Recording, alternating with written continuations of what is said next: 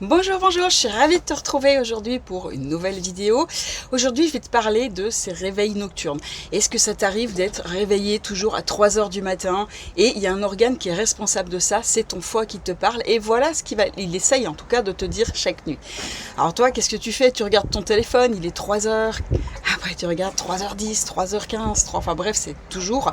Et hier, c'était la même chose, avant-hier, c'était la même chose, et toutes les nuits depuis super longtemps, ou parfois, des fois, ça n'arrive pas, mais c'est assez rare au milieu des nuits où tu te réveilles.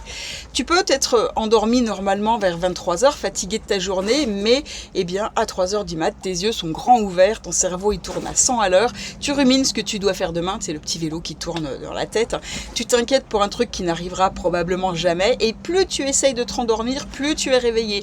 5h30, tu finis par sombrer dans le sommeil, et 7h, le réveil sonne, et là tu commences ta journée avec 4 heures de sommeil haché et cette sensation d'être passé sous un camion. Et évidemment, c'est pas dans la tête, c'est vraiment physique, tu sens que tu es fatigué. Il se passe de quelque chose de très concret dans ton corps à 3 heures du matin.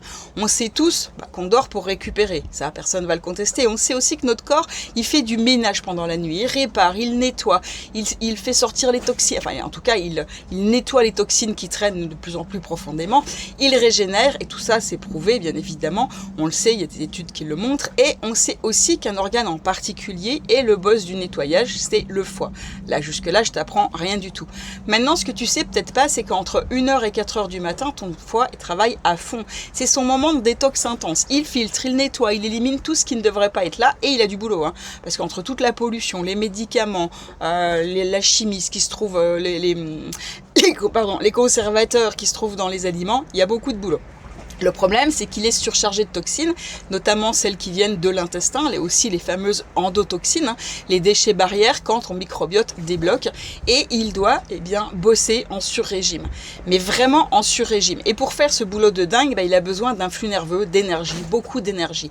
Alors qu'est-ce qu'il fait? Il va déclencher une libération de cortisol. Et le cortisol, c'est quoi? C'est ton hormone de stress, c'est celle qui te met en mode alerte, celle qui te réveille le matin normalement, sauf que là, elle débarque à 3 heures du mat. Tu te réveilles en sursaut, le cerveau allumé comme un sapin de Noël. Et les recherches le confirment, les personnes qui se réveillent à heure fixe la nuit ont systématiquement une charge toxique hépatique élevée.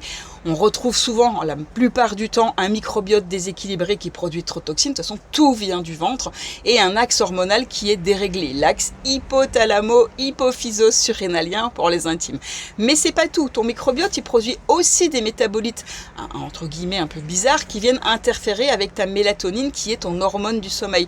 Du coup, ton sommeil profond est raccourci, ton réveil est facilité. Et c'est pour ça que tu te réveilles toujours à la même heure, comme une horloge un peu cassée qui va sonner tout le temps pareil.